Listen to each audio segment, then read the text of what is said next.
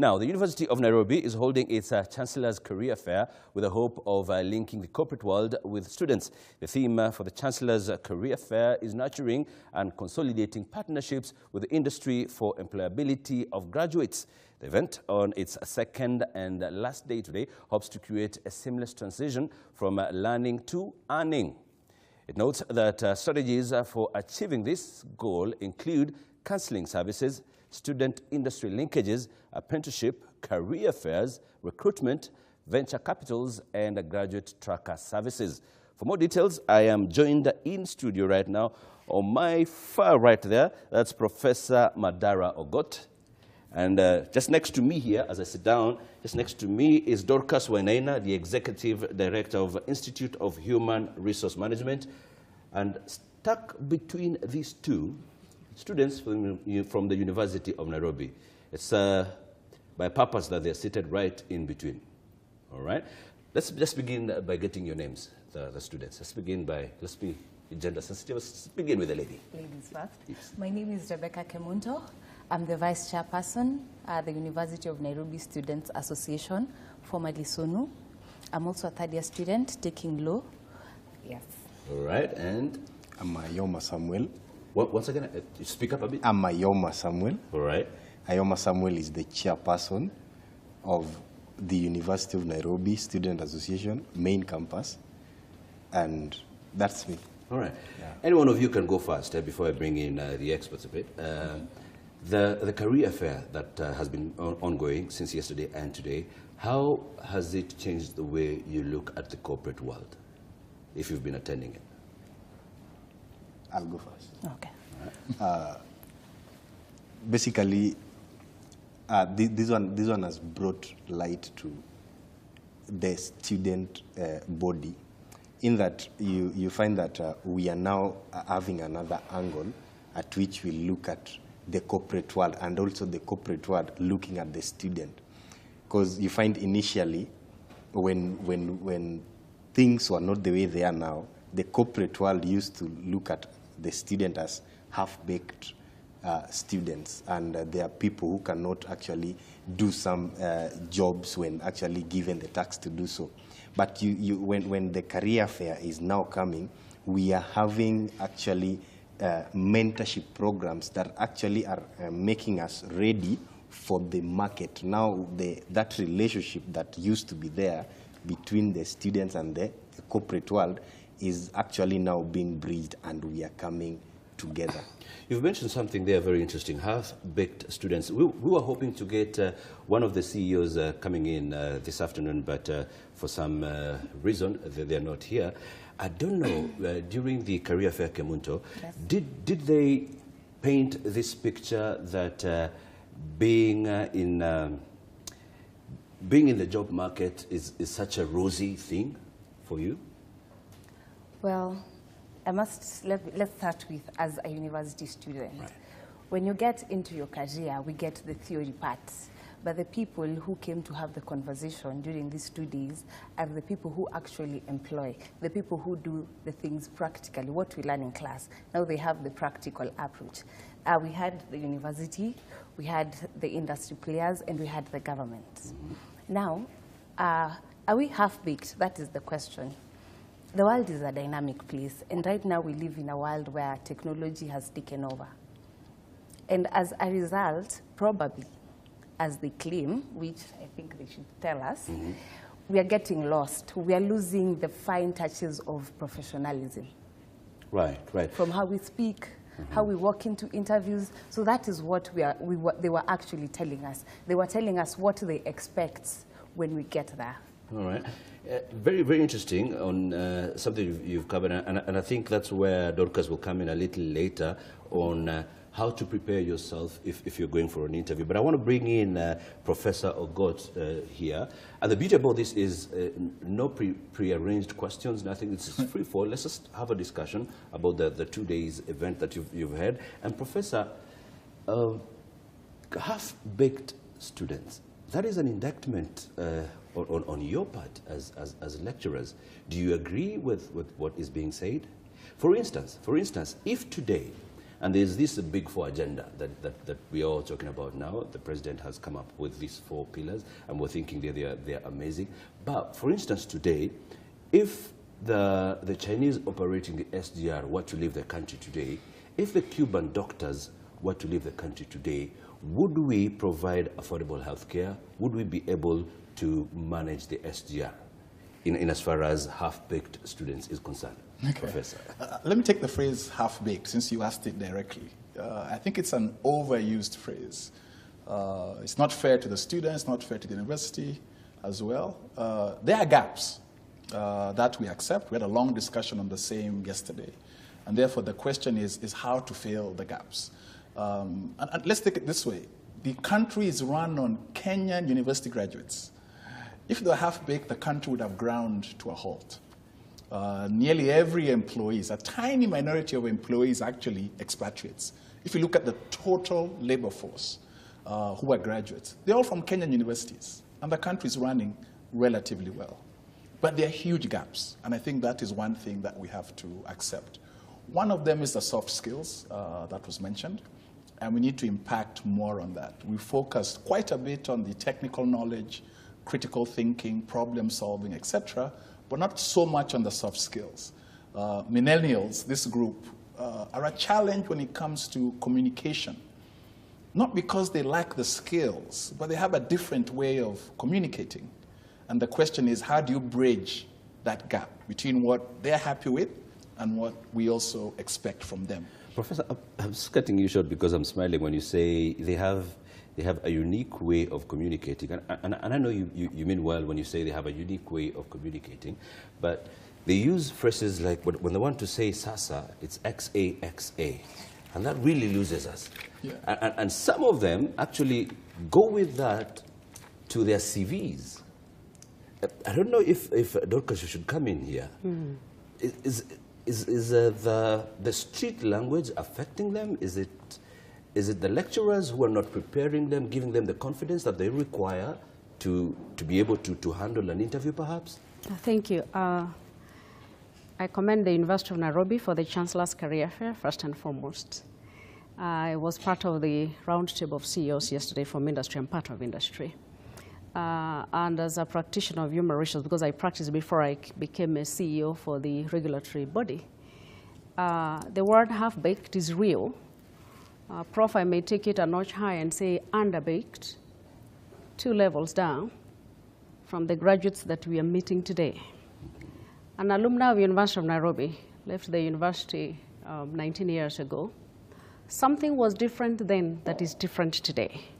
Whether it's the impact of technology, we need to assess what that is. When we say half-baked from the side of industry, what do we mean? Not to use it in a way that is derogatory, but is to say that we are getting graduates into the industry, that again the industry has got to invest heavily in retraining for the skills we need for them to be able to do the jobs we want them to do. I'll give you an example. The graduates we are getting into the industry, they cannot write reports that are readable, that are coherent, that make sense. The graduates we are getting into the industry cannot talk. By talk, I mean communicate in a way that you understand what it is they're talking about. They cannot write that which makes sense from a business perspective. Their unique language, that is fine, it's their lingo within themselves and that informal setup of theirs. But they need to recognize that industry has lingo of business. And that lingo remains as such, remains formal.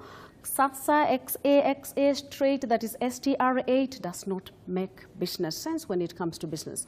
So these gaps Prof talks about is real. That's really generally what industry refers to as half-baked, because then they are baked, they are not entirely ready. Industry has got to continue to bake them. And these are things we experience when we are interviewing them as they are coming on board. So what we are saying is that, are they employable after graduation from the university? Mm-hmm. There is a gap now of transitioning from university to employment, meaning they lack certain skills that can make us declare them employable at the first instance. Professor, we must regulate this conversation so that it does not become bashing. No, it's not a bashing, really. For the university. Totally, it's not a bashing. Yeah, but we're going to come to you, and in particular, I'll ask you about our engineering students. But just before that, you've mentioned something very interesting, Dorcas, about the industry investing heavily on students after their studies. Now, here comes then the biggest question, and these two students are going to be facing it very soon. They've cleared university, they want employment, but a CEO tells them, we need experience of about 3 years. Where in the world would they get that experience from? We'll get to you guys in just a short while. Let's just put Dorcas on the spot here for a minute. Sure. Is there something wrong then? So again, let me go back first. If in this country we don't get to a point where we speak things as they are so that we get to solutions, Please, let's speak freely. then we are also going to start thinking it's a bashing. Again, this is not a bashing of this particular university. It's across the country. It's all universities, just that the Chancellor's Fair started with the University of Nairobi, and we are truly, truly excited about the opportunity to have this situation so that students can hear from industry what the reality is. So that said, and Prophet, the students having understood that we are trying to get solutions all of us, and we love our students when they come out truly. That's why we are on this podium, this moment. So let me come to the issue of they come out, and we are looking for 3 years of experience from these graduates, and they have been hammering for the 3 years. You know, what we are usually looking for is not necessarily sometimes 3 years of experience of them having been in an office setup. We are asking them, you were in university, what did you do? You woke up, went to a lecture hall, went to your room, sat on WhatsApp, Facebook, Twitter, Instagram, slept, woke up, went to the lecture hall. Really? Your entire time? You don't seek out for volunteer opportunities. You didn't volunteer even in your church. You didn't ask a deacon who is a CEO somewhere that, hey, I can do something in your office. What can I do? They are on holiday. They are not sitting down to say, let me go and volunteer somewhere. We all do know that there are high schools in this country where the students on holiday, you find them trickling to Nairobi Hospital or Nairobi Women Hospital to actually volunteer. We all know these schools, I'm sure, you know, Kemunto is not it. What is it that you are doing? This is sometimes, Tony, the experience we are asking for. We want to see your ability to be a self-starter, to contribute to the community in any way, because that way you are developing not only teamwork skills, you're developing leadership skills in your own small way.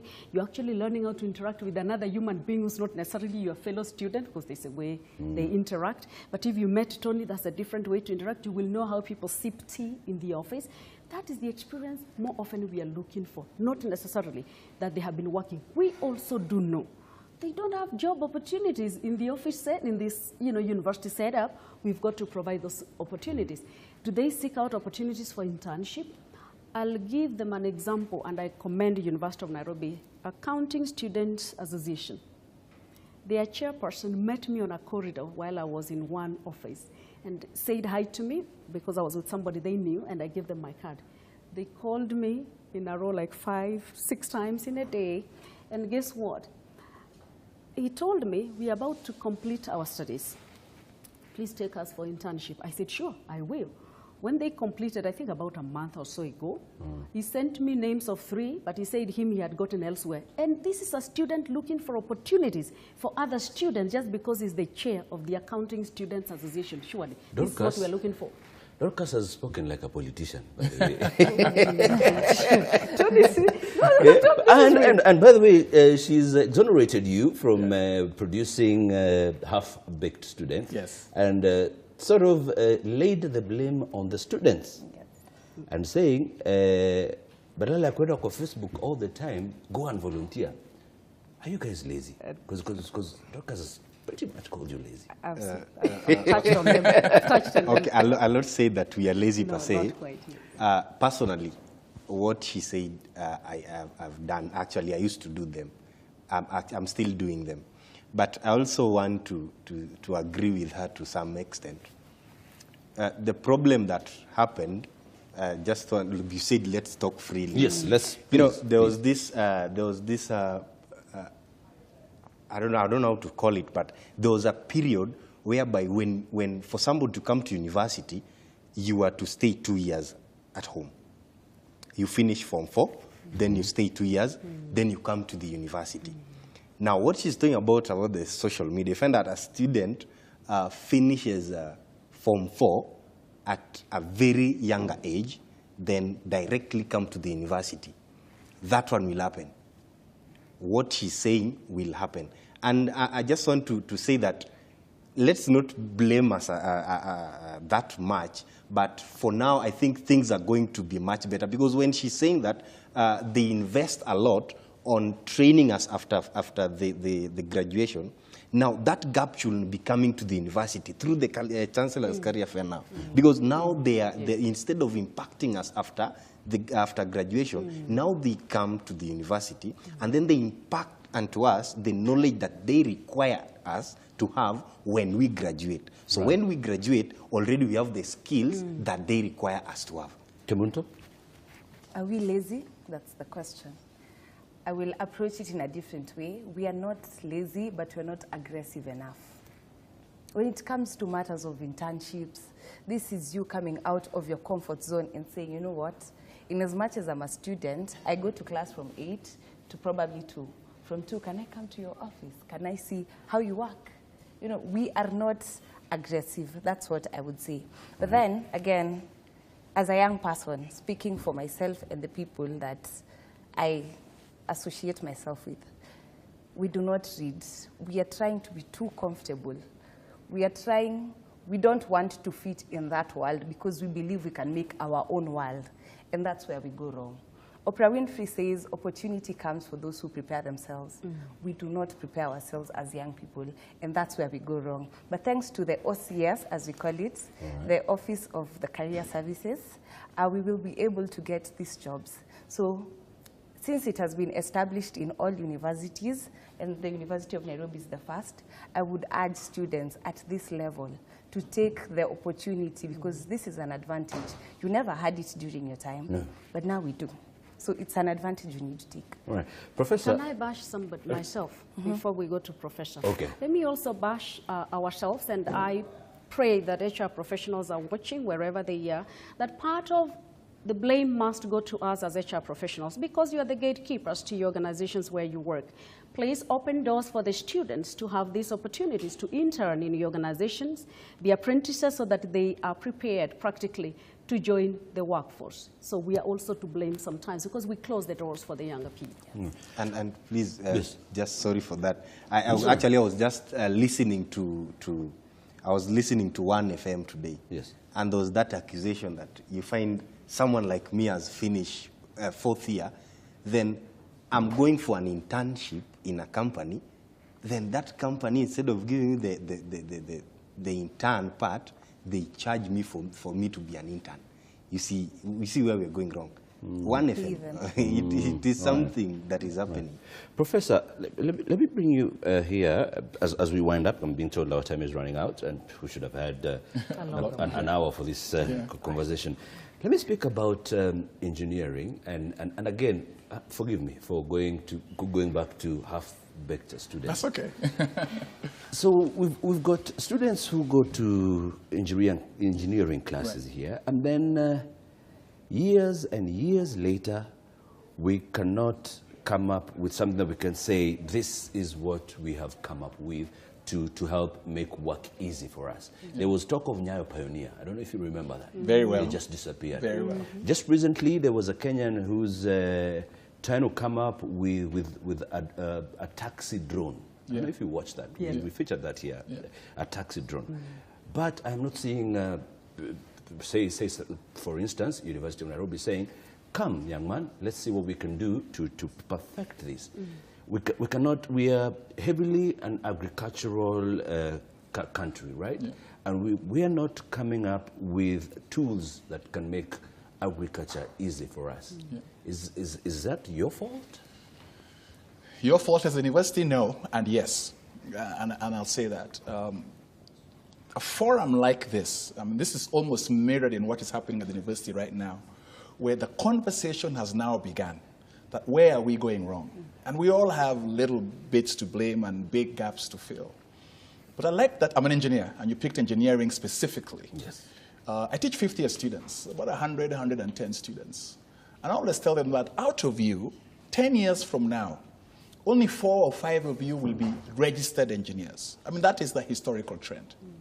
Most of them do not want to continue with engineering. So you ask, then why did you sign up for engineering?